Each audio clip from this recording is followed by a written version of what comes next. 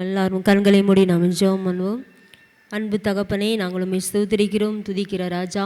கர்த்தருடைய ஆவியானவரே, இந்த அதிகாலை நேரத்திலே ஆண்டவரே, என்னை தேடுகிறவர்கள் கண்டடைவார் என்று சொன்ன நம்முடைய வார்த்தையின்படி கர்த்தாவே, இந்த நாளிலே நடக்கிறதான பாடல், ஆராதனை, தெய்வ செய்திகளெல்லாம் கர்த்தர் ஆசீர்வதிக்கும்படி ஜெபிக்கிறோம் ஐயா. உம்முடைய பிரசன்னத்தினால் கர்த்தர் எங்களை நிரப்பும்படியாக நாங்கள் ஜெபிக்கிறோம். இயேசுவின் நாமத்தில் பிதாவே, ஆமேன். ஹல்லேலூயா. என்னுயிரே ஆண்டவரை போற்று, முழு உள்ளமே அவர் பெயரை போற்று என்றதான பாடலை நாம் எல்லாம் கரங்களை தட்டி உற்சாகமாக நாம் பாடுவோம். என்னுயிரே ஆண்டவரை போற்று, முழு உள்ளமே அவர் பெயரை போற்று. என்னுயிர்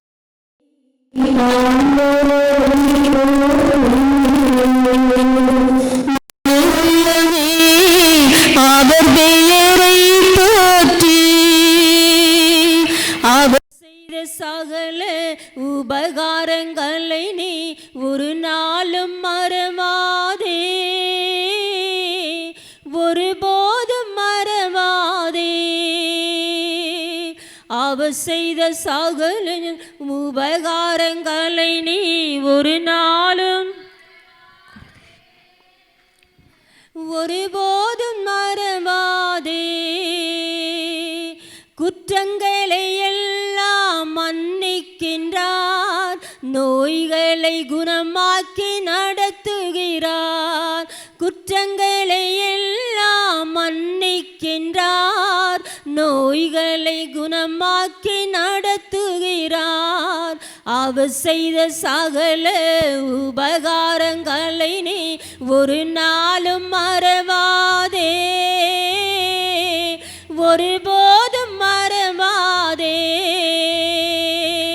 அவர் செய்த சகல உபகாரங்களை நீ ஒரு நாளும் மறவாதே,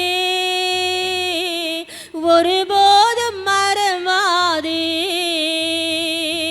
படுகுழினின்று விடுவிக்கிறார், இரக்கத்தை முடியாக சூட்டுகிறார். படுகுழினின்று விடுவிக்கிறார், இரக்கத்தை முடியாக சூட்டுகிறார். அவர் செய்த சகல உபகாரங்களை நீ ஒரு நாளும் மறவாதே, ஒருபோதும் மறவாதே. அவர் செய்த சகல உபகாரங்களை நீ ஒரு நாளும் மறவாதே, ஒருபோதும் மறவாதே. வாழ்நாளெல்லாம் நன்மைகளால் நிறைவாக்கி நம்மை நடத்துகிறார். வாழ்நாளெல்லாம் நன்மைகளால் நிறைவாக்கி நம்மை நடத்துகிறார். அவர் செய்த சகல உபகாரங்களை நீ ஒரு நாளும் மறவாதே, ஒருபோதும் மறவாதே. கழுகு போல் இளமையை புதுப்பிக்கிறார், இரக்கமாக சூற்றுகிறார். கழுகு போல் இளமையை புதுப்பிக்கிறார், காலமெல்லாம் நம்மை சுமக்கின்றார். அவர் செய்த சகல உபகாரங்களை நீ ஒரு நாளும் மறவாதே, ஒருபோதும் மறவாதே. அவர் செய்த சகல உபகாரங்களை நீ ஒரு நாளும் மறவாதே, ஒருபோதும் மறவாதே. மோசேக்கு வழிகள் வெளிப்படுத்தினார், அதிசய செயல்கள் காண செய்தார். மோசேக்கு வழிகள் வெளிப்படுத்தினார், அதிசய செயல்கள் காண செய்தார். அவர் செய்த சகல உபகாரங்களை நீ ஒரு நாளும் மறவாதே, ஒருபோதும் ஒருபோதும் மறவாதே. அவர் செய்த சகல உபகாரங்களை நீ ஒரு நாளும் மறவாதே, ஒருபோதும் மறவாதே. இரக்கமும் உருக்கமும் நீடிய சாந்தமும் மிகுந்த கிருபையும் உள்ளவரே. இரக்கமும் நீடிய சாந்தமும் மிகுந்த கிருபையும் உள்ளவரே. அவர் செய்த சகல உபகாரங்களை நீ ஒரு நாளும் மறவாதே, ஒருபோதும் மறவாதே. வாழ்நாளெல்லாம் நன்மைகளால் நிறைவாக்கி நம்மை நடத்தி செல்வார். வாழ்நாளெல்லாம் நன்மைகளால் நிறைவாக்கி நம்மை நடத்தி செல்வார். அவர் செய்த சகல ஒரு நாளும் ஒருபோதும் மறவாதே. அவர் செய்த சகல உபகாரங்களை நீ ஒரு நாளும் மறவாதே, ஒருபோதும் மறவாதே. கழுகு பொழிலமையை புதுப்பிக்கிறார், காலமெல்லாம் நம்மை சுமக்கின்றார். கழுகு பொழிலமையை புதுப்பிக்கின்றார், காலமெல்லாம் நம்மை சுமக்கின்றார். அவர் செய்த சகல உபகாரங்களை நீ ஒரு நாளும் மறவாதே, ஒருபோதும் மறவாதே. அவர் செய்த சகல உபகாரங்களை நீ ஒரு நாளும் மறவாதே, ஒருபோதும் மறவாதே. ஹல்லேலூயா, ஹல்லேலூயா. அவர் செய்த நன்மைகளை நாம் மறக்க முடியுமா? மறக்க முடியாது. ஒவ்வொரு நாளும் அவர் நம்ம ஆண்டவருக்கு நாம் நன்றி சொல்லுவோம், துதிப்போம். நாளையில் அடுத்த பாடலாக மிகுந்த ஆனந்த சந்தோஷம் என்றதான பாடலை நம்ம எல்லாருக்கும் தெரிந்த பாடல், கரங்களை தட்டி நாம் உற்சாகமாய் பாடுவோம். மிகுந்த ஆனந்த சந்தோஷம் என் கர்த்தர் என்னோடு இருப்பதால். மிகுந்த ஆனந்த சந்தோஷம் என் கர்த்தர் என்னோடு இருப்பதா. குறையில்லையே, குறையில்லையே, என் கர்த்தர் என் மீட்பர். குறையில்லையே, குறையில்லையே, என் கர்த்தர் என் மீட்பர். மிகுந்த ஆனந்த சந்தோஷம் என் கர்த்தர் என்னோடு இருப்பதால். மிகுந்த ஆனந்த சந்தோஷம் என் கர்த்தர் என்னோடு இருப்பதால். ஆத்துமா தேற்றுகிறார், புது பலன் தருகின்றார். ஆத்துமா தேற்றுகிறார், புது பலன் தருகின்றார். நாமத்தின் நிமித்தம் நீதியின் பாதையில் நித்தமும் நடத்துகிறார். அவர் நாமத்தின் நிமித்தம் நீதியின் பாதையில் நித்தமும் நடத்துகிறார்.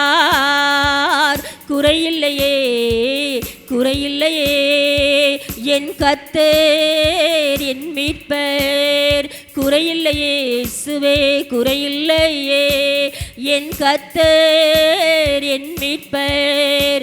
மிகுந்த ஆனந்த சந்தோஷம் என் கர்த்தர் என் முன்னே இருக்கிறார். மிகுந்த ஆனந்த சந்தோஷம் என் கர்த்தர் என்னோடு இருக்கிறார். எதிரிகள் கண் முன்னே விருந்து படைக்கின்றார்.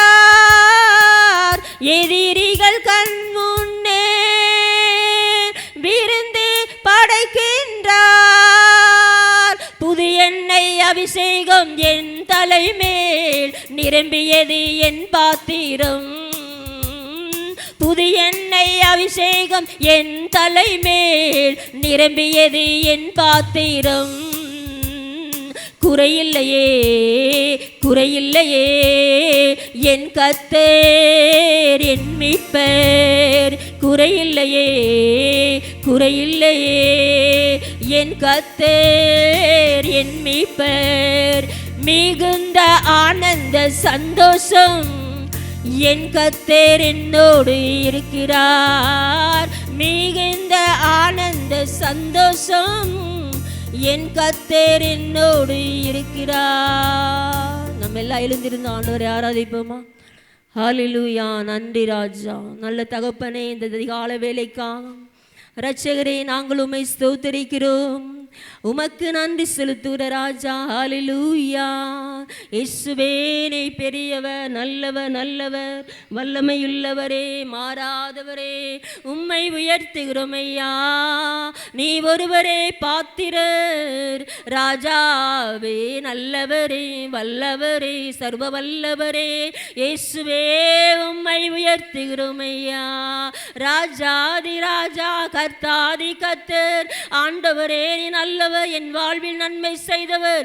ஆண்டவரே நல்ல போதகரே, நன்மையான காரியங்களை செய்கிறவரே, உம்மை துதிக்கிற ராஜா. நீ ஒருவரே ராஜாதி ராஜா, கர்த்தாதி கர்த்தர், மகிமையிலே வெற்றி சிறந்தவரே, உம்மை உயர்த்துகிறோம் ஐயா.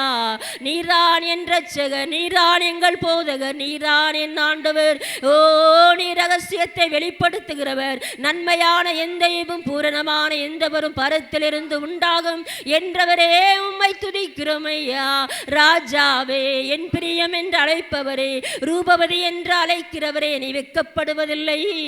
ஆண்டவரே உம்மை ஸ்தோத்திரிக்கிற ராஜா. உமக்கு நன்றி ராஜா. ஹல்லேலூயா. ஆவியானவரே, உங்க அழைப்பினால் ஆண்டவரே, மிகுந்த அழைப்பினால் எங்களை அழைத்தவரே, இரட்சகரே உம்மை ஸ்தோத்திரிக்கிற ராஜா. நன்றி செலுத்துகிறோம் ஐயா. ஹல்லேலூயா. அவர் நல்லவர், அவர் வல்லவர், அவர் மாறாதவர். இயேசுவே உம்மை வணங்குகிற ராஜா. ஹல்லேலூயா. இஸ்ரவேலின் தேவனே நீ வாழ்க, இஸ்ரவேலின் ஜெயபலமானவரே நீ வாழ்க, இரட்சகரே நீ வாழ்க. ஹல்லேலூயா. பரிசுத்த அழைப்பினாலே நீர் எங்களை அழைத்தவரே, உம்மை துதிக்கிற ராஜா. ஹல்லேலூயா. உங்க அழைப்பு இருந்ததால நான் அழிந்து போகவில்லை. உங்க அன்பு இருந்ததால் நான் கைவிடப்படல.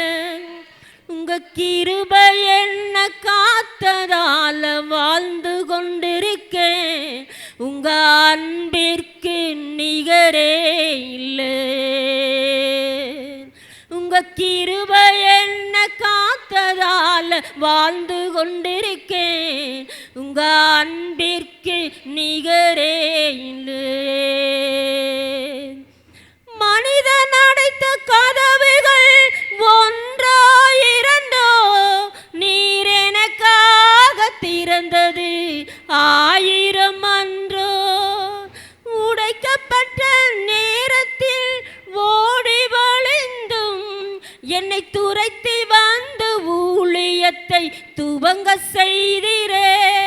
என் ஆதாரமே, என் ஆதரவே, அழைத்த அழைப்பின் காரணரே. என் ஆதாரமே, என் ஆதரவே, அழைத்த அழைப்பின் காரணரே. அழைப்பு இருந்ததால் நான் அழிந்து போகவில்லை. உங்க அன்பு இருந்ததால் நான் கைவிடப்படல. உங்க கிருபை என்ன காத்ததால உங்க அன்பிற்கு நிகரே இல்லை. உங்க உங்க கிருபை என்ன காத்ததால வாழ்ந்து கொண்டிருக்கேன். உங்க அன்பிற்கு நிகரே இல்லை. அழைத்தவர் நீரோ உண்மையுள்ளவர், என்னை உயர்த்தி வைக்கும் மேன்மையான திட்டம் கொண்டவர். அழைத்தவர் நீரோ உண்மையுள்ளவர், என்னை உயர்த்தி வைக்கும் மேன்மையான திட்டம் கொண்டவர். ஆதாரமே என் ஆதரவே, அழைத்த அழைப்பின் காரணரே, உம்மை நம்பியுள்ளேன், உம்மை பின்தொடர்வேன், இறுதி வரையில் சேவிப்பேன். அழைப்பு இருந்ததால் நான் அழிந்து போகவில்லை, உங்க அன்பு இருந்ததால் நான் கைவிடப்படல. உங்க கிருபை என்ன காத்ததால் வாழ்ந்து கொண்டிருக்கேன். உங்க அன்பிற்கு நிகரே இல்லை. ஓ ராஜா, உங்க கிருபை என்ன காத்ததால் வாழ்ந்து கொண்டிருக்கேன். உங்க அன்பிற்கு நிகரே இல்லை. ஆராதனை ஆராதனை ஆயுளெல்லாம் ஆராதனை ஆராதனை ஆராதனை ஆயுளெல்லாம் ஆராதனை. நிறைவே நீ வாருமே, நிறைவே நீர் வேண்டுமே, நிறைவே நீர் போதுமே, ஆவியானவரே நிறைவே நீர் வாருமே, நிறைவே நீர் போதுமே, நிறைவே நீர் வேண்டுமே, ஆவியானவரே.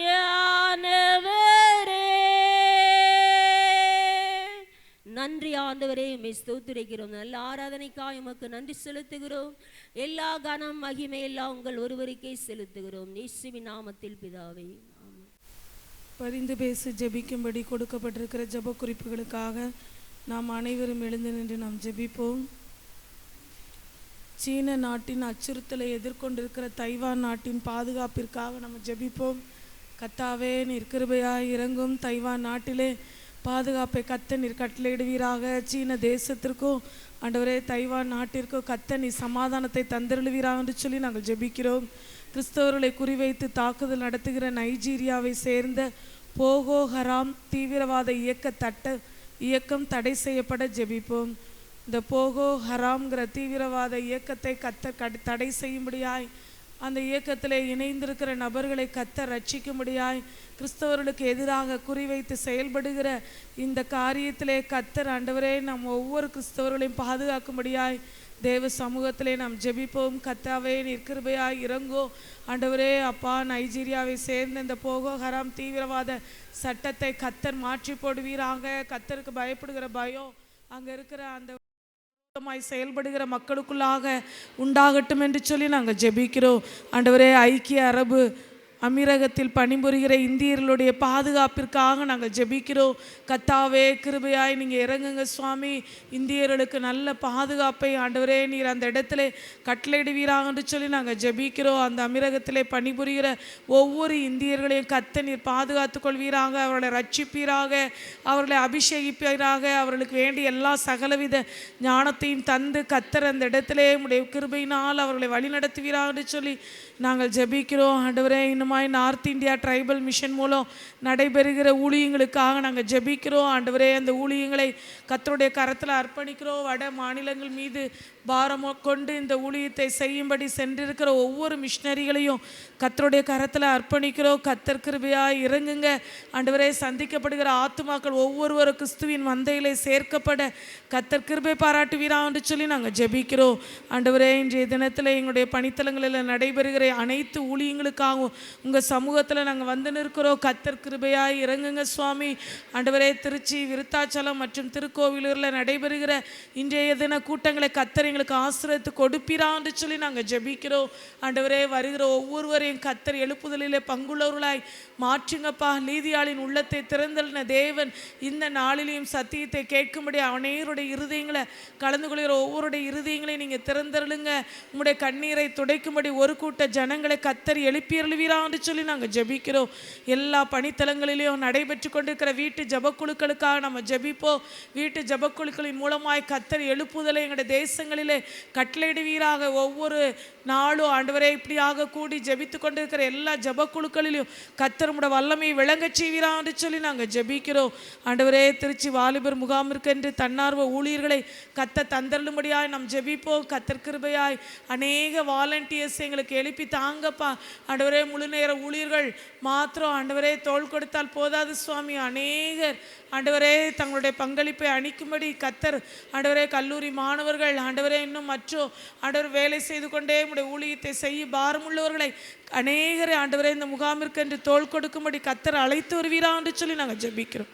ஆண்டவரே, இந்த திருச்சி வாலிபர் முகாமிற்கென்று பிரயாணப்பட்டு வருகிற ஒவ்வொரு வாகனங்களின் பிரயாண பாதுகாப்பிற்காக நாங்கள் ஜெபிக்கிறோம். கர்த்தர் கிருபையாய் இறங்குங்க. ஒவ்வொரு வாகனங்களிலும் உடைய ரத்தத்தை தெளிங்க.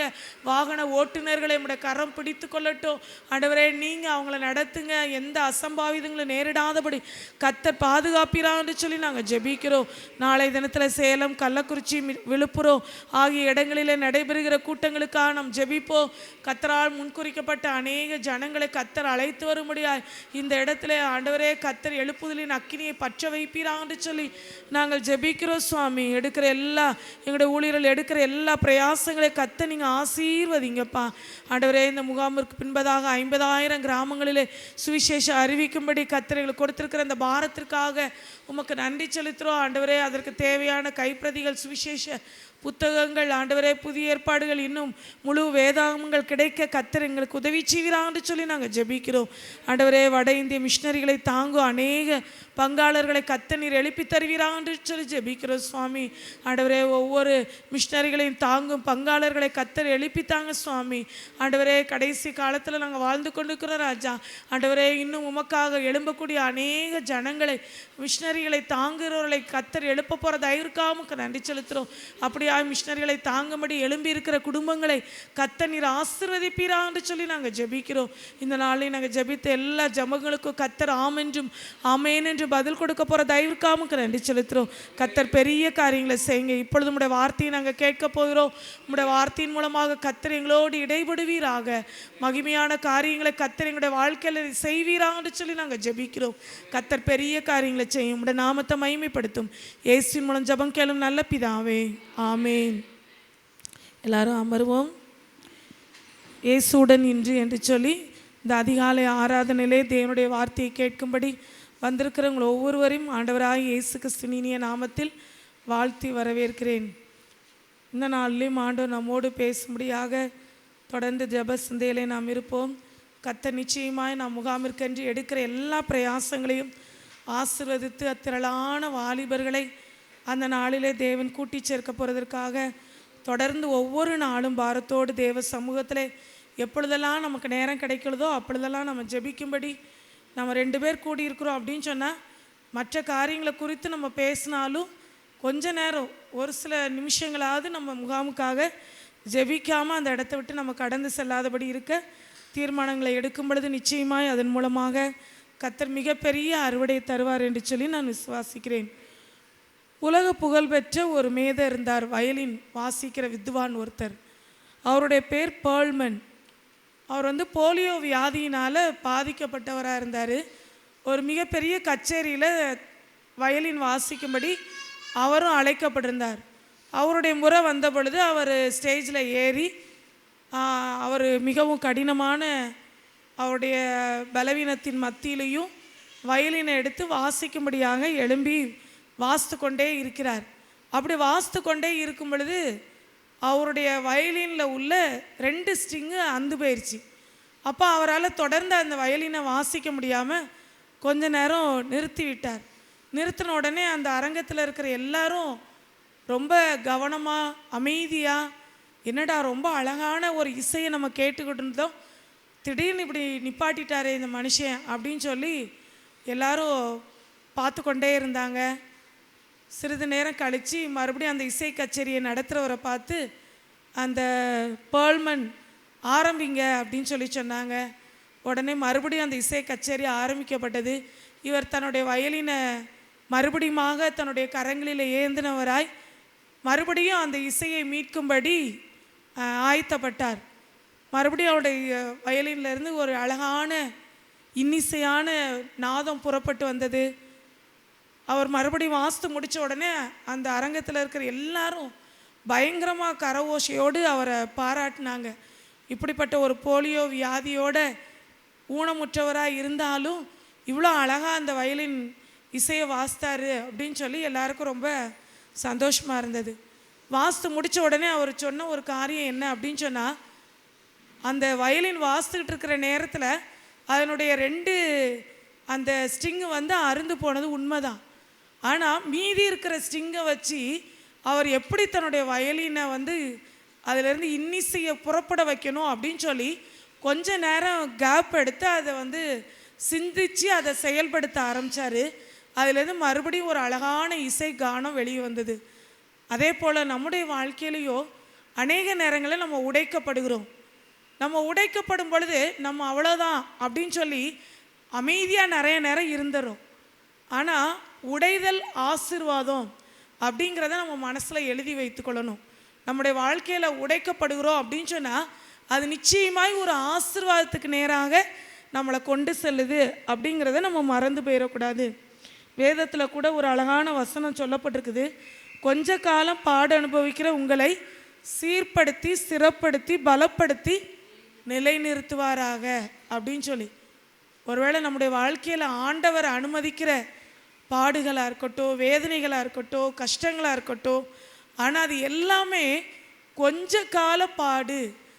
ஆண்டவர் இதை என் வாழ்க்கையில் எதற்காக இந்த வேதனையை அனுபவிக்கிறார், எதற்காக இந்த தடையை கொண்டு வருகிறார், எதற்காக இந்த உபத்திரவத்தின் வழியாக நான் கடந்து போக வேண்டியிருக்கு அப்படின்னு சொல்லி நம்ம சிந்திச்சு பார்த்தோம் அப்படின்னு சொன்னால், அவர் நம்மளை சீர்படுத்தும்படியாக, அவர் நம்மளை ஸ்திரப்படுத்தும்படியாக, அவர் நம்மை பலப்படுத்தி நிலைநிறுத்தும்படியாக தான் இப்படிப்பட்ட காரியங்களின் வழியாக நம்மை அனுமதிக்கிறார் அப்படிங்கிறத நம்ம புரிந்து கொண்டோம், அதை நம்ம ஏற்றுக்கொண்டோம் அப்படின்னு சொன்னால் நிச்சயமாகவே நம்முடைய வாழ்க்கையில் அதற்குரிய ஆசீர்வாதங்களை பெற்றுக்கொள்வோம். ஒரு வயலின் வித்வான் தன்னுடைய வாழ்க்கையில் போலியோ வியாதியினால் பாதிக்கப்பட்ட நிலைமையிலையோ ஸ்டேஜில் ஏறி இன்னிசையை இசைத்து கொண்டிருக்கும் பொழுது அவருடைய கையில் இருந்த அந்த வயலினில் உள்ள ஸ்ட்ரிங்கு அருந்து போனாலோ சோர்ந்து போய் கீழே இறங்கி வரலை. மீதி இருக்கிற ஸ்ட்ரிங்கை வச்சு நான் எப்படி ஒரு இசையை கொண்டு வரணும் அப்படின்னு சொல்லி அவன் யோசித்து அந்த காரியத்தை செயல்படுத்தியதை போல நம்முடைய வாழ்க்கையில் நேரிடுகிற எந்த காரியமாக இருந்தாலும் சரி, அது ஆண்டவருக்கு நேராக நம்மை கொண்டு செல்லும் பொழுது, ஆண்டவருடைய சமூகத்தில் நம்மை உட்கார வைக்கும் பொழுது நிச்சயமாய் அதன் மூலமாக ஒரு பெரிய ஆசீர்வாதத்தை நம்ம பெற்றுக்கொள்ள முடியும். இந்த நாளையும் தேவ சமூகத்தில் காத்திருந்த பொழுது ஆண்டவர் உங்களோடு பேசும்படியாக சொன்ன ஒரு வார்த்தையை குறித்து இந்த நாளில் நாம் தியானிக்க போகிறோம். வேதத்தில் யாத்ராம புஸ்தகம் 1ஆம் அதிகாரம் ஒரு வார்த்தை 20வது வசனத்தை நம்ம வாசிப்போம். இது நிமித்தம் தேவன் மருத்துவச்சிகளுக்கு நன்மை செய்தார், ஜனங்கள் பெருகி மிகுதியும் பலத்து போனார்கள். அடுத்து 21வது வசனம், மருத்துவச்சிகள் தேவனுக்கு பயந்ததினால் அவருடைய குடும்பங்கள் தலைக்கும்படி செய்தார் அப்படின்னு சொல்லி போடப்பட்டிருக்குது. இந்த நாட்களிலையும் நம் முகாமுக்கான காரியங்களை நம்ம பார்த்து கொண்டே இருக்கிறோம். இப்போ இருக்கிற வாலிபருடைய நிலைமையை நம்ம பார்க்கும் பொழுது நிச்சயமாய் அந்த நாட்களிலே எகிப்து தேசத்தில் அடிமைத்தனத்தில் வாழ்ந்த அந்த ஜனங்கள் ஆண்டவரை நோக்கி கூக்குரலிட்டது நிமித்தமாக ஆண்டவர் அந்த ஜனங்களுக்கு இறங்கினார் அப்படின்னு சொல்லி நம்ம பார்க்குறோம். 2ஆம் அதிகாரம் 23வது வசனத்தில் போடப்பட்டிருக்கிற காரியம் என்ன அப்படின்னு சொன்னால், அவர்கள் அடிமைத்தனத்திலிருந்து முறையிடும் சத்தம் தெய்வ சந்நிதியில் எட்டினது அப்படின்னு சொல்லி போடப்பட்டிருக்குது. அப்போ ஆண்டவர் சமூகத்தில் அவங்க இட்ட அந்த கூக்குரல் பெருமூச்சு தேவ சந்நிதியில் எட்டியதான்.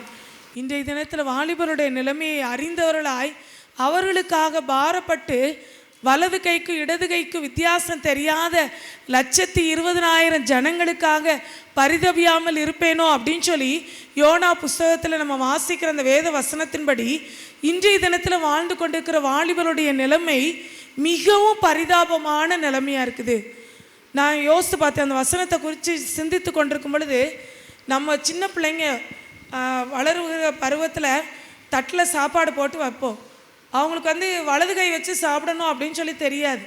கொஞ்ச நேரம் இடது கையை பிளேட்டில் விடுவாங்க, அடுத்து கொஞ்ச நேரம் வலது கையை விடுவாங்க, மாற்றி பார்த்து என்ன செய்வாங்க, வாயில் எடுத்து வைப்பாங்க. எந்த கைட்டு வலது கை வச்சு தான் மற்றவங்களுக்கு ஒரு பொருளை கொடுக்கணும், ஒரு காரியத்தை நம்ம நல்ல காரியத்தை நம்ம செஞ்சோம் அப்படின்னு சொன்னால் வலது கையை பயன்படுத்தி நம்ம செய்யணும் அப்படிங்கிற காரியம் சின்ன பிள்ளைங்களுக்கு தெரியாது. ஆனால் அதே நேரம் ஒரு பெரிய ஒரு அடல்ட் ஸ்டேஜில் வயதில் முதிர்ந்தவங்க வலது கையை வச்சு என்ன செய்யணும், இடது கையை வச்சு என்ன செய்யணும் அப்படிங்கிறத அறிஞ்சு வச்சிருக்கிறாங்க. ஆனால் ஆண்டவர் சொன்ன இந்த மக்கள், நினிவே மக்கள், அவங்க எப்படிப்பட்ட நிலைமையில் வாழ்கிறாங்க அப்படின்னு சொன்னால், வலது கைக்கும் இடது கைக்கும் வித்தியாசம் தெரியாத ஜனங்களை என்ன செஞ்சிட்ருக்குறாங்களா, வாழ்ந்து கொண்டிருக்கிறாங்க. அப்படிப்பட்ட ஜனங்களுக்காக நான் பரிதபியாமல் இருப்பேனோ அப்படின்னு சொல்லி ஆண்டவர் அங்கலாய்ப்போடு வேதனையோடு அந்த வார்த்தையை யோனாவிடத்தில் சொல்கிறார்.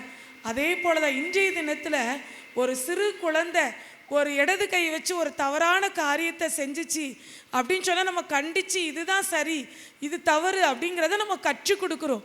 ஆனால் இப்போ இருக்கிற வாலிபர்களுக்கு பயங்கர போதையில் குடிச்சிட்டு தான் நினச்சிவாங்க, ஜோடி ஜோடியாக வாலிபர்கள் திரிவாங்க.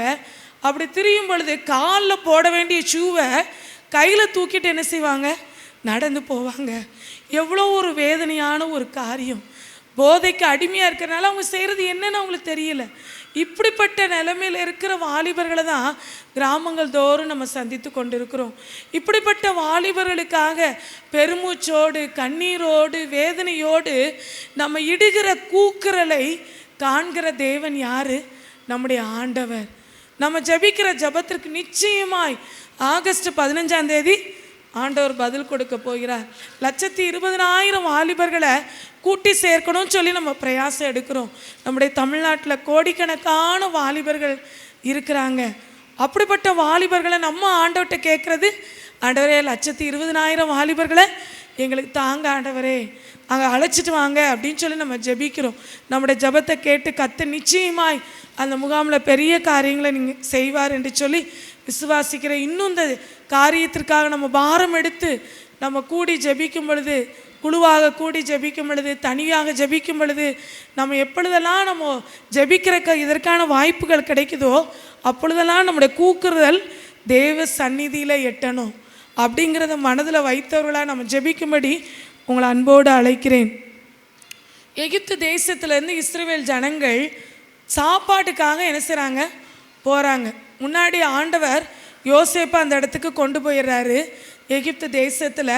இப்போ அங்கே சாப்பாடு கிடைக்குது, ஆகாரம் கிடைக்குதுங்கிறத அறிஞ்சவர்களா யாக்கோபு சொல்கிறாரு தன்னுடைய பிள்ளைகளை பார்த்து, நீங்கள் அங்கே போய் சாப்பாடு வாங்கிட்டு வாங்க, தானியங்களை கொண்டுட்டு வாங்க, நம்ம இப்படி பசியோடு இருந்து நம்ம சாகிறத காட்டிலும் எகிப்து தேசத்தில் தானியம் கிடைக்குதுல, நம்ம வாழ்ந்துடலாம் அப்படின்னு சொல்லி அனுப்பி வைக்கிறாங்க.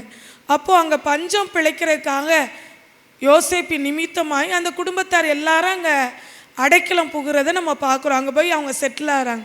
அப்படி செட்டில் ஆகும் பொழுது யாக்கோபுடைய பிள்ளைங்க, பேர பிள்ளைங்க, அவங்க ஒவ்வொருவருடைய எண்ணிக்கையும் நம்ம கணக்கிட்டோம் அப்படின்னு சொன்னால் 70 பேராக தான் அவங்க என்ன செய்கிறாங்க, போகிறாங்க. ஆனால் 215 வருடங்கள் கழித்து அந்த ஜனங்களுடைய எண்ணிக்கை எப்படி பெருகுனுச்சு அப்படின்னு சொல்லி பார்த்தோம் அப்படின்னு சொன்னால் 30 லட்சம் ஜனங்களை என்ன செஞ்சாங்க, பெருகிறாங்க. அப்போ அந்த பார்வோன் பார்க்குறாரு, இந்த ஜனங்கள் எகிப்து தேசத்தில் பஞ்சம் பிழைக்கும்படி வந்த ஜனங்கள், ஆனால் இத்தனை ஆண்டுகளுக்கு பிறகு இவங்க இவ்வளோ ஜனங்களை என்ன செஞ்சிட்டாங்க, பெருகிட்டாங்க. இவங்களை இப்படி விட்டோம் அப்படின்னு சொன்னால் இந்த நிலைமை தாறுமாறாக போயிடும். இவங்க நம்மளை ஆளுகை செய்ய ஆரம்பிச்சிருவாங்க. இவங்களை எப்படியாவது வழிக்கு கொண்டாடணும் அப்படின்னு சொல்லி அந்த பார்வோன் வந்து ஒரு கட்டளை கொடுக்குறாரு. என்ன கட்டளை அப்படின்னு சொன்னால், பிறக்கிற எந்த குழந்தை ஆண் குழந்தையாக இருந்தாலும் அந்த குழந்தைய என்ன செஞ்சுருங்க, கொன்று போட்டுருங்க அப்படின்னு சொல்லி ஒரு பெரிய ஆர்டர் வருது. அப்போ அந்த ஆர்டருக்கு கீழ்ப்படிஞ்சு நடப்பாங்க அப்படின்னு சொல்லி 2 மருத்துவச்சிகள் இடத்துல கட்டளை கொடுக்கப்படுது. ஆனால் அந்த எபிரேய மருத்துவச்சிகள் அந்த காரியத்தை அவங்க என்ன செய்யலை அப்படின்னு சொல்லி நம்ம பார்க்குறோம். அந்த மருத்துவச்சிகளுடைய பெயர் போடப்படுது சிப்புரால் பூவால் அப்படின்னு சொல்லி. அவங்கள குறித்து ஒரு சில வசனங்கள் தான் இந்த பகுதியில் போடப்பட்டிருக்குது. ஆனால் அவங்க செய்த பணி மிகப்பெரிய பணியாக இருக்குது.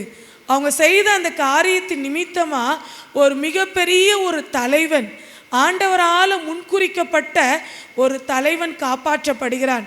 அவங்க அந்த குழந்தையை காப்பாற்றும் பொழுது அவங்க மனசில் நினச்சிருக்கவே மாட்டாங்க, நம்ம தப்பு வைக்கிற ஒரு குழந்தை, பிறக்க போகிற இந்த குழந்தையோட உயிரை நம்ம காப்பாற்றுறோம்.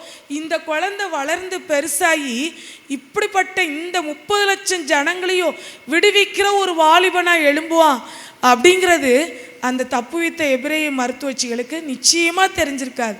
ஆனால் ஆண்டவருக்கு பிரியமில்லாத காரியத்தை நான் செய்ய மாட்டேன் அப்படின்னு சொல்லி அவங்க மனசில் ஒரு தீர்மானத்தை எடுத்தவங்களா இந்த காரியத்தை செய்ய அவங்க துணிகரம் கொள்ளலை.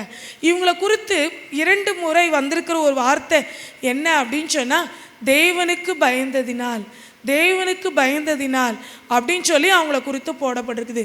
அந்த மருத்துவச்சிகள் கர்த்தருக்கு பயந்ததுனால இந்த காரியத்தை செய்யறதுக்கு அவங்களுக்கு வந்து மனசு வரலை.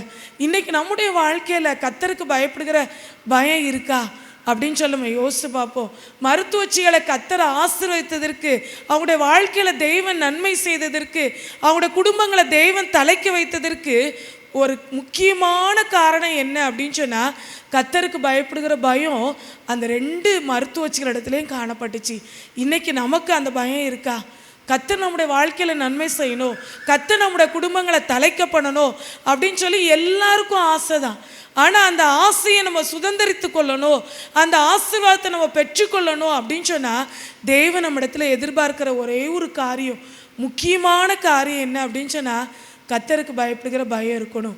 எந்த காரியத்தை நம்ம செஞ்சாலும் சரி, முதலாவது நமக்குள்ளே வர வேண்டிய எண்ணம், இது ஆண்டவருக்கு பிரியமாக இருக்குமா, இந்த காரியத்தை நான் செஞ்சேன் அப்படின்னு சொன்னால் இதன் மூலமாக ஆண்டோட நாமம் மகிமைப்படுமா, ஆண்டவர் இந்த காரியத்தை நான் செஞ்சேன் அப்படின்னு சொன்னால் சந்தோஷப்படுவாரா, ஆண்டவரை இது பிரியப்படுத்துமா, ஆண்டவருக்கு துக்கத்தை கொடுக்குமா அப்படிங்கிறத நம்ம யோசித்து பார்க்கணும். கர்த்தருக்கு பயப்படுகிற பயம் என்ன செய்யுமா? கர்த்தருக்கு பயப்படுகிற பயம் ஞானத்தை தரும். நமக்கு கர்த்தருக்கு பயப்படுகிற பயம் இருந்துச்சு அப்படின்னு சொன்னால் நம்முடைய வாழ்க்கையில் நம்ம ஞானத்தை பெற்றுக்கொள்ள முடியும். ஞானத்தை நம்ம பெற்றுக்கொண்டோம் அப்படின்னு சொன்னால் எல்லா விதமான ஆசீர்வாதத்தையும் தேவன் நமக்கு நிச்சயமாய் தருவார். நம்ம எப்படி நடக்கணும், என்ன செய்யணும், என்ன பேசணும் அப்படிங்கிற எல்லா காரியத்தையும் அந்த ஞானம் நம்மை சரியான பாதையில் போதிக்க முடியும். கர்த்தருக்கு பயப்படுகிற மனுஷன் இவ்விதமாய் ஆசீர்வதிக்கப்படுவான் அப்படின்னு சொல்லி சங்கீதத்தில் நம்ம வாசிக்கிறோம். 128 சங்கீதத்தில் யோசித்து பாருங்கள். கர்த்தருக்கு பயப்படுகிற பயம் ஒரு மனுஷனுக்குள்ளே இருந்துச்சு அப்படின்னு சொன்னால் அவங்க ஆண்டவர் கொடுக்கிற எல்லா ஆசீர்வாதங்களையும் இவ்விதமாய் ஆசீர்வதிக்கப்படுவான் அப்படின்னு சொல்லி போடப்பட்டிருக்குது. எல்லா விதமான ஆசீர்வாதங்களையும் நம்ம பெற்றுக்கொள்வதற்கு, அதை கொடுப்பதற்கு ஆண்டவர் ஆயத்தமாக இருக்கிறார். ஆனால் நமக்கு கர்த்தருக்கு பயப்படுகிற பயம் இருக்குதா? அவங்க யோசித்து பார்த்துருக்கலாம். சர்வாதிகாரியான அந்த பார்வோன், அவருடைய வார்த்தைக்கு நான் பயப்படலை, அவருடைய காரியத்தில் அவர் சொன்ன கட்டளைக்கு நான் கீழ்ப்படியலை அப்படின்னு சொன்னால் நிச்சயமாக என்னுடைய தலை துண்டிக்கப்படும், இந்த வேலையிலேருந்து என்னை நீக்கிடுவாங்க, பார்வோன் ராஜா என்னை நீக்கிடுவார், எல்லாம் தெரியதான் செய்யும். ஆனாலும் அவங்க அந்த காரியத்தை செய்ய துணியவே இல்லை. என் தலை துண்டிக்கப்பட்டாலும் பரவாயில்ல, இந்த வேலை என்னை விட்டு இப்போ எடுக்கப்பட்டாலும் பரவாயில்ல, ஆனாலும் நான் ஆண்டவருக்கு பயந்து இந்த காரியத்தை நான் செய்ய துணிகரம் கொள்ள மாட்டேன் அப்படின்னு சொல்லி அவங்க வைராக்கியமாக நின்னாங்க. தேவனுக்கு பயந்து நின்னாங்க. தேவனுக்கு பயப்படுகிற பயம் நம்மிடத்தில் இருக்குமானால் நிச்சயமாய் தேவன் நம்முடைய வாழ்க்கையில் பெரிய ஆசீர்வாதங்களை கட்டளையிடுவார். 2வதாக இந்த மருத்துவச்சிகளுடைய வாழ்க்கையில் நம்ம கற்றுக்கொள்கிற சத்தியம் என்ன அப்படின்னு சொன்னால், தேவனுக்கென்று வைராக்கியம் காண்பிச்சாங்க. முதலாவது தேவனுக்கு பயப்படுகிற பயம் அவங்களுக்கு இருந்துச்சுன்னு பார்த்தோம். ரெண்டாவது தேவனுக்கென்று வைராக்கியம் காண்பிக்கிற மருத்துவச்சிகளாக அவங்க இருந்தாங்க அப்படிங்கிறத நம்ம பார்க்க முடிகிறது. அவங்க ஏன் இந்த காரியத்தை செஞ்சுருக்கலாம்ல? அவங்க சொல்கிறாங்க, ரொம்ப ஞானமாக சொல்கிறாங்க, நாங்கள் எபிரேய ஸ்திரீகள் பலவான்களாக இருக்கிறாங்க. அவங்க இந்த இடத்துக்கு பிரசவத்துக்கு வரும்பொழுதே நாங்கள் பிரசவத்தை பார்க்குறதுக்கு முன்னாடியே குழந்தைய பெற்று அவங்க என்ன செஞ்சுறாங்க, எடுத்துகிட்டு போயிடுறாங்க அப்படின்னு சொல்கிறாங்க. அந்த இடத்துல அவங்க ஞானமாக அந்த பார்வோன் ராஜா கொடுக்குற அந்த கட்டளைக்கு கீழ்ப்படியாததற்கான காரணம் என்ன அப்படிங்கிறத சொல்கிறத நம்ம பார்க்குறோம். அவங்க ஆண்டவருக்கென்று இந்த இடத்துல வைராக்கியமாக நின்னாங்க அப்படின்னு நம்ம பார்க்குறோம். நம்ம எப்படி ஆண்டவருக்காக நம்ம வைராக்கியமாக இருக்கிறோம்? நமக்கு கொடுக்கப்பட்டிருக்கிற ஊழியமாக இருக்கட்டும், ஆண்டவரை தேடுகிறதுல ஒரு வைராக்கியம் வேணும், வேதத்தை வாசிக்கிறதுல ஒரு வைராக்கியம் வேணும், ஜெபிக்கிறதுல தனி ஜெபத்தில் 1 மணி நேரம் நான் செலவிடணும் அப்படின்னு நம்ம மனசில் ஒரு டைம் ஃபிக்ஸ் பண்ணிட்டோம் அப்படின்னு சொன்னால், அது என்ன ஆனாலும் பரவாயில்ல, நான் வைராக்கியமாக அந்த நேரத்தை நான் ஆண்டவருக்கு கொடுப்பேன். இது எனக்கும் ஆண்டவருக்கும் உள்ள ஒரு நேரம், தனிப்பட்ட விதத்தில் நான் தேவனுடைய சமூகத்தில் அமர்ந்திருக்கிற ஒரு நேரம் அப்படின்னு வேதத்தை வாசிக்கிறதுல, ஜெபிக்கிறதுல, ஊழியத்திற்கென்று கொடுப்பதில், ஊழிய செய்கிறதுல, எல்லாத்துலேயும் தேவன் நம்மிடத்தில் வைராக்கியத்தை எதிர்பார்க்கிறார். இவர்கள் தேவனுக்கென்று வைராக்கியம் பாராட்டினார்கள். நான் செத்தாலும் சாகிறேன், என்னுடைய வேலை என்னை விட்டு பிரிந்து போனாலும் பரவாயில்ல, என்னுடைய குடும்பம் நடுத்தருவுக்கு வந்தாலும் பரவாயில்ல, என்னுடைய பிள்ளைகள் கொன்று போடப்பட்டாலும் பரவாயில்ல, இந்த காரியத்தை நான் செய்ய மாட்டேன். கருவில் 10 மாதமும் இந்த எபிரேய பெண்கள் மிகுந்த வேதனையோடு அவங்க பிள்ளை பெறும்படி இந்த இடத்துக்கு வர்றாங்க. அவங்க கற்பத்திலேருந்து பிறக்கிற நான் குழந்தைய கொன்று போட்டேன் அப்படின்னு சொன்னால், அது தலைமுறை தலைமுறையாய் அந்த பாவம், அந்த சாபம் என் குடும்பத்தை பின்தொடரும் அப்படிங்கிறத உணர்ந்தவங்களா இந்த காரியத்தை செய்ய முன் வரலை. கொலை செய்யாதிருப்பாயாக அப்படிங்கிற கட்டளை அவங்களுக்கு தெரிந்திருக்கிறதுக்கு வாய்ப்பு இல்லை. ஆனாலும் அவங்களுக்குள்ள ஒரு பயம், கர்த்தருக்கு பயப்படுகிற பயம் இருந்ததுனால கர்த்தருக்கென்று அவங்க வைராக்கியமாய் அந்த இடத்துல நின்றாங்க அப்படின்னு நம்ம பார்க்குறோம். சாத்ராக், மேஷாக், ஆபேத்நேகோவை குறித்து நம்ம பார்க்குறோம். அந்த பொற்சிலையை வணங்க மாட்டோம், எங்கள் தேவன் எங்களை தப்புவித்தாலும் தப்புவிக்காமற் போனாலும் இந்த காரியத்தை செய்ய நாங்கள் உடன்பட மாட்டோம் அப்படின்னு அவங்க அந்த பகுதியில் வைராக்கியமாக நின்னதுனால கர்த்தர் அந்த அக்கினி சூளையில் அவங்கள போடப்பட்ட பொழுதோ 4வது நபராக ஆண்டவர் அந்த அக்கினி சூளையில் உலாவுனதை நம்ம பார்க்க முடிகிறது. இன்றைக்கி தேவனுக்கென்று நம்ம எந்தெந்த காரியத்திலாம் நம்ம வைராக்கியம் பாராட்டுறோமோ அந்தந்த காரியத்தில் தேவன் நமக்காக அவர் எழும்பி நின்று செயல்படுகிறவராய் இருக்கிறார். அவர் சிங்காசனத்தில் வீற்றிருக்கிறவராய் அல்ல, நம்முடைய பிரச்சனைகளை அவர் வேடிக்கை பார்க்கிறவராய் அல்ல, நம்முடைய பிரச்சனைகளிலே விடுவிக்கும்படி அந்த அக்கினி சூளையில் போடப்பட்ட அந்த 3 மனிதர்களுடைய சாயலோ அவங்களுடைய தலைமுடி கருகவில்லை. அவருடைய அந்த 4வது நபராய் ஆண்டவர் அந்த இடத்துல உலாவுகிறத பார்க்கும் பொழுது அது ஒரு தேவ மகிமையும் தேவ பிரசன்னத்தையும் அந்த அக்கினி சூளையில் அவங்க ஃபீல் பண்ணியிருப்பாங்கன்னு நான் விசுவாசிக்கிறேன். யோசித்து பாருங்கள், ஏதோ ஒரு நல்ல ஒரு ஈவினிங் வாக் போல் அந்த ஃபயரில் அவங்க வாக் பண்ணியிருக்கிறாங்க ஆண்டவரோடு. ஆண்டவர் அந்த இடத்துக்கு வந்த பொழுது அது அக்கினி சூளையாகவே நிச்சயமாக இருந்திருக்காது. இன்றைய தினத்தில் தேவன் நம்மோடு பேசுகிற காரியம் என்ன தெரியுமா? ஆண்டவருக்கு என்று வைராக்கியம் பாராட்டுவோம்.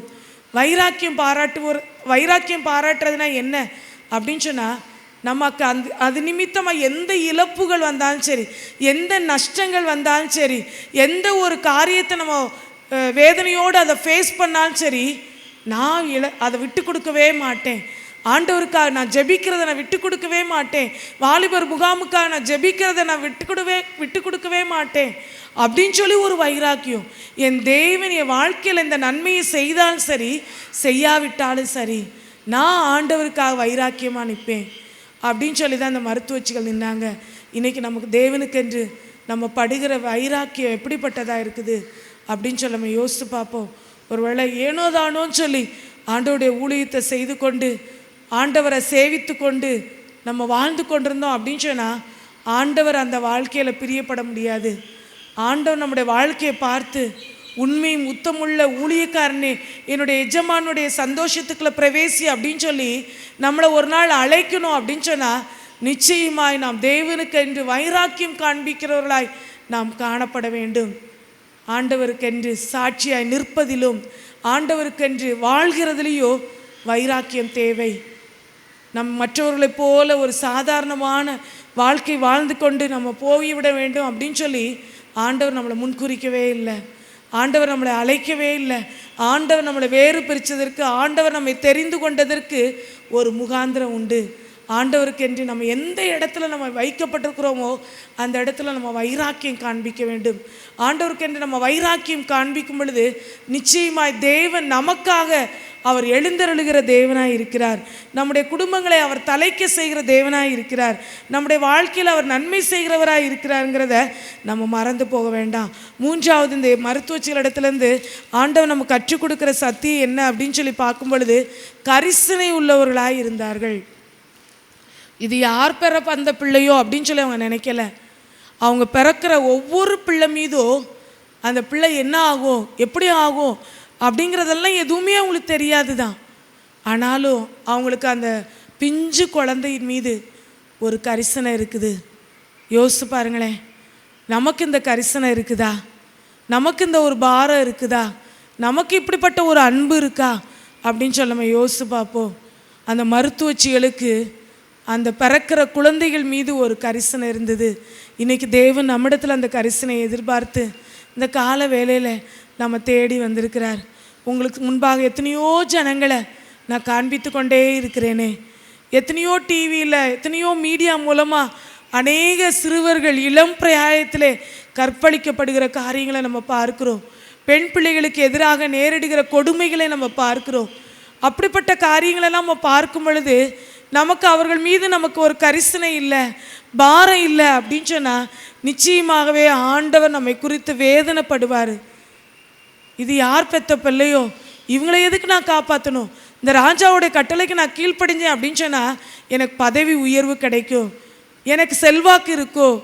பார்வோன் ராஜா எனக்கு இப்போ கொடுத்துருக்கிற ஆஸ்தி அந்தஸ்தை காட்டிலோ மிகப்பெரிய ஒரு அந்தஸ்தையோ ஆஸ்தியோ எனக்கு நிச்சயமாக கொடுப்பாரு அப்படின்னு சொல்லி அவங்க அறிஞ்சு வச்சுருந்துருந்தாங்க. ஆனால் அதெல்லாம் அவங்களுக்கு பெருசாக தெரியல. இந்த உலகம் கொடுக்குற ஆஸ்தியோ சம்பத்தோ ஐஸ்வர்யமோ அதெல்லாம் எனக்கு மேட்ரே இல்லை அப்படின்னு சொல்லி ஆண்டவருடைய ஜனங்கள் மீது, பிறக்க போகிற அந்த குழந்தையின் மீது அவங்களுக்கு ஒரு கரிசனை இருந்தது. இன்றைக்கி நம்ம சுற்றிலும் பார்த்து கொண்டிருக்கிற இந்த வாலிப சமுதாயம் பாவத்தை தண்ணீரை போல பருகி கொண்டிருக்கிறாங்க. அவங்களுடைய நிலைமையை உற்று பார்ப்போமானால் நிச்சயமாய் நம்முடைய கண்கள்லேருந்து கண்ணீர் வடிந்து தான் ஆகும். தேவ சமூகத்தில் இந்த முகாமுக்காக நீங்கள் உடைக்கப்பட்ட நிலைமையில் நீங்கள் ஜெபிச்சிங்க அப்படின்னு சொன்னால் ஒரு சொட்டு கண்ணீர் உங்கள் கண்கள்லேருந்து வராமல் அந்த ஜெபத்தை முடிக்கவே முடியாது. ஏன் அப்படின்னு சொன்னால் நம்ம இதற்காக எவ்வளோ உழைக்கிறோம், ஓடுகிறோம். எப்படி ஆயிலும் இந்த வாலிபர்கள் இந்த முகாமில் கலந்து கொள்ளணும், அவங்க ரட்சிக்கப்படணும், அவங்க அபிஷேகிக்கப்படணும், கர்த்தருக்கென்று வைராக்கியம் உள்ள தலைவர்களாக எழும்பணும் அப்படிங்கிற ஒரு பாரம் நமக்குள்ளே வந்துருச்சு அப்படின்னு சொன்னால் நிச்சயமாக அந்த பாரத்தோடு இந்த முகாமுக்காக நம்ம செயல்படுகிறவர்களாய், ஜெபிக்கிறவர்களாய், தேவ சமூகத்தில் இன்னும் போராடி ஜெபிக்கிறவர்களாய் நம்மை மாற்றிக்கொள்வோங்கிறதுல எந்த சந்தேகம் இல்லை. ஒருவேளை அந்த கரிசனை நம்முடைய இருதயத்தில் காணப்படுகிறதா அப்படின்னு சொல்லி நம்ம யோசித்து பார்ப்போம். தேவனுக்கு பயப்படுகிற பயம் அந்த மருத்துவச்சிகளிடத்தில் இருந்தது. தேவனுக்கென்று வைராக்கியம் காண்பித்து அந்த இடத்துல அவங்க நின்றதை நம்ம பார்க்குறோம். அந்த பிறக்கிற குழந்தைகள் மீது அவர்களுக்கு ஒரு கரிசனை இருந்ததை நம்ம பார்க்குறோம். இன்றைக்கி அந்த கரிசனையை ஆண்டவரை எனக்கு தாங்க. ஒருவேளை ஆத்ம பாரம் இல்லாமல் தேவ சமூகத்தில் நம்ம வந்தோம் அப்படின்னு சொன்னால் நிச்சயமாய் தேவ சமூகத்தில் ஆண்டவர் நம்மளை பார்த்து வேதனைப்படுவார். அடிக்கடி பேட்ரிக் ஜாஷுவா அன்னை சொல்கிற ஒரு காரியம், ஒவ்வொரு விசுவாசியும் தேவ சமூகத்தில் வரும்பொழுது அவங்களுடைய இருதயம் உடைக்கப்பட்ட இருதயமாக இருக்கணுமா, அவங்களுடைய கண்கள் கண்ணீர் நிறைந்த கண்களாக இருக்கணுமா, அவங்களுடைய முழங்கால்கள் முடக்கப்பட்ட முழங்கால்களாக இருக்கணுமா. இப்படிப்பட்ட 3 காரியங்கள் ஒவ்வொரு விசுவாசியுடைய வாழ்க்கையிலையும் கடைபிடிக்கப்படும் பொழுது நிச்சயமாக தேவன் தேசத்தில் எழுப்புதலை கொண்டு வர முடியும். இன்றைக்கி ஊழியம் செய்கிற நம்ம எப்படி நம்ம நிர்விசாரமாக நம்ம ஜெபிக்கிறவங்களா இருக்கிறோமா, நிர்விசாரமாக ஆண்டவரை தேடுறவங்களா இருக்கிறோமா, நம்ம யோசித்து பார்ப்போம். ஆண்டவர் நம்மிடத்தில் எதிர்பார்க்கிற இந்த காரியங்களை நம்ம சரிப்படுத்தும் பொழுது தேவன் நிச்சயமாய் நம்முடைய வாழ்க்கையில் ஒரு பெரிய ஆசீர்வாதத்தை தர முடியும். ஒரு மரம் செழித்து ஓங்குனுச்சு அப்படின்னு சொன்னால் அது எவ்வளோ ஒரு குளுமையாக இருக்கும்.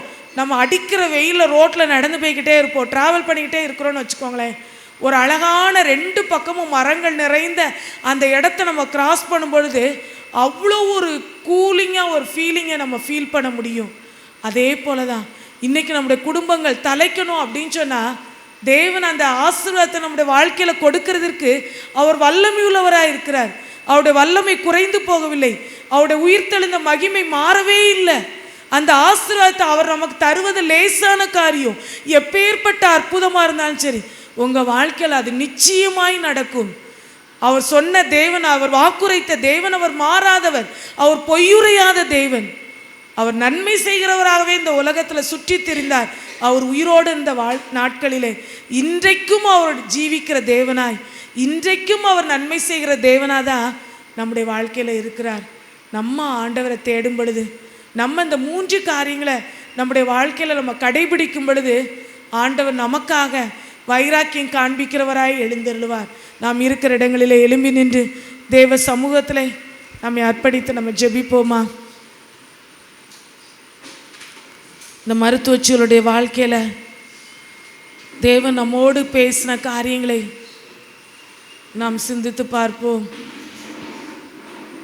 காப்பாற்றப்பட்ட ஒரு குழந்தை, அடிமைத்தனத்தில் வாழ்ந்த ஜனங்களை விடுவிக்கும்படி தேவனால் தெரிந்து கொள்ளப்பட்ட ஒரு மோசேயாக தேவன் அவரை எழுப்பினாரே. இன்றைக்கும் நம்மால் சந்திக்கப்படுகிற இந்த 120,000 வாலிபர்களுக்கென்று வைக்கப்படுகிற இந்த கூடுகையில் கலந்து கொள்கிற ஒரு வாலிப பெண், ஒரு வாலிப பையன் இப்படிப்பட்ட மோசேக்களாக எழும்பலாமே. கண்ணீரோடு விதைக்கும் பொழுது கம்பீரத்தோடு தேவன் அந்த நாளில் மிகப்பெரிய அறுவடையை நமக்கு சுதந்திரித்து வைத்திருக்கிறார். இன்றைக்கு தனிப்பட்ட வாழ்க்கையில், உங்களுடைய குடும்ப வாழ்க்கையில் ஏதோ ஒரு காரியத்தில் சோர்ந்து போய் ஆண்டவரை விட்டு பின்வாங்கி போய் கர்த்தருக்கு பயப்படுகிற பயம் நம்மிடத்தில் இல்லாமல் நம்ம வாழ்ந்து கொண்டிருப்போமானால் இன்றைக்கி ஆண்டவர் நம்மோடு பேசுகிற காரியம், அருமையான மகனே மகளே, எனக்கு பயப்படுகிற பயம் உன்னிடத்தில் உண்டா அப்படின்னு சொல்லி ஆண்டவர் கேட்குறாரு. கர்த்தருக்கு பயப்படுகிற பயம் இருந்துச்சு அப்படின்னு சொன்னால் நம்முடைய பேச்சு அதை பிரதிபலிக்கும், நம்முடைய செய்கை அதை பிரதிபலிக்கும், நம்முடைய சிந்தை அதை பிரதிபலிக்கும். நம்முடைய வாழ்கிற வாழ்க்கை எப்படிப்பட்டதாக இருக்குது? கர்த்தருக்கு பயப்படுகிற பயத்தோடு நம்ம பேசுகிறோமா, நம்ம நடக்கிறோமா, அன்றாட வாழ்க்கையில் நம்ம வாழ்கிறோமா அப்படின்னு சொல்லி நம்ம யோசித்து பார்ப்போம். உடைந்த இருதயத்தோடு தேவ சமூகத்திலே, முடக்கப்பட்ட முழங்கால்களோடு தேவ சமூகத்திலே, இன்னும் எனக்கு கொடுக்கப்பட்டிருக்கிற இந்த ஆகஸ்ட் 15ஆம் தேதி வரைக்கும் நான் அமர்ந்திருக்க, காத்திருக்க எனக்கு உதவி செய்யுங்க என்று சொல்லி நம்ம கேட்போமா? நிச்சயமாய் ஆண்டவர் நம்முடைய வாழ்க்கையில் நன்மை செய்வார். இது நிமித்தம், நாம் பார்த்த இந்த 3 காரியத்தின் நிமித்தமாய் தேவன் மருத்துவச்சிகளுடைய வாழ்க்கையில் நன்மை செய்தார், அவங்களுடைய குடும்பங்களை தலைக்க செய்தார். இன்றைக்கு அதே தேவன் உங்களுடைய வாழ்க்கையில் நன்மை செய்கிறவராய் கடந்து வந்திருக்கிறார், அற்புதங்களை செய்கிறவராய் கடந்து வந்திருக்கிறார். அவர் இன்றும் ஜீவிக்கிறவராய் இருக்கிறார். ஆண்டவரே, இந்த வார்த்தையை கேட்டுக்கொண்டிருக்கிற ஒவ்வொருவருடைய வாழ்க்கையிலையும் நீங்கள் ஒரு விசை நீங்கள் நன்மை செய்திருங்கப்பா. அவங்க எதிர்பார்க்கிற அற்புதங்கள் இயேசுவின் நாமத்தினாலே உண்டாகட்டும் சுவாமி. இது எப்படி ஆகும்னு சொல்லி அவங்க நினைக்கலாம். ஆண்டவரே, இது முடியாது என்று சொல்லி அவங்க முற்றுப்புள்ளி வைத்திருக்கலாம். இந்த காரியம் என் வாழ்க்கையில் நடக்கவே நடக்காது, இதை சரிப்படுத்தவே முடியாது என்று சொல்லி அவங்க நினைத்து கொண்டிருக்கலாம். ஆனால் அப்பேற்பட்ட காரியங்களிலையும் நீர் அற்புதத்தை செய்கிறவர் என்பதை அவங்களுடைய வாழ்க்கையில் அவங்க டேஸ்ட் பண்ணி பார்க்க உதவிச்சிங்கப்பா. ஒரு விஷயம் நீங்கள் அற்புதத்தை செய்யுங்கப்பா. அவங்க எதிர்பார்க்கிற நன்மைகளை நீங்கள் செய்திருங்கன்னு சொல்லி நாங்கள் ஜெபிக்கிறோம். அவங்களோட குறைவுகளிலே, அவங்களோட பலவீனங்களிலே, அவங்களோட தேவைகளிலே நீர் வைராக்கியம் காண்பிக்கிறவராய் நீர் எழுந்தருளுவீரான்னு சொல்லி நாங்கள் ஜெபிக்கிறோம். அவங்களோட பிரச்சனைகளின் நடுவிலே நீர் உலாவுவீரான்னு சொல்லி நாங்கள் ஜெபிக்கிறோம். நீர் ஜெயத்தை கொடுப்பீராக, நீர் நன்மை செய்வீராக, நீர் ஆசீர்வாதங்களை கட்டளையிடுவீரான்னு சொல்லி நாங்கள் ஜெபிக்கிறோம். கர்த்தர் இந்த வேளையில் ஒவ்வொருடைய வாழ்க்கையில் இருக்கிற எல்லா சிறையிருப்புகளையும் மாற்றுங்க சுவாமி. அவங்களுடைய வாழ்க்கையில் நன்மையான காரியங்களை நீர் கட்டளையிடுவீரான்னு சொல்லி இயேசுவின் நாமத்தினால் இந்த வார்த்தையை கேட்டுக்கொண்டிருக்கிற பார்த்து கொண்டிருக்கிற ஒவ்வொருடைய வாழ்க்கையில் அற்புதம் உண்டாகட்டும் என்று சொல்லி நாங்கள் ஜெபிக்கிறோம். பெரிய காரியங்களை செய்யும், உம்முடைய நாமத்தை மகிமைப்படுத்தும். இயேசுவின் மூலம் ஜெபம் கேளும் நல்ல பிதாவே, ஆமேன்.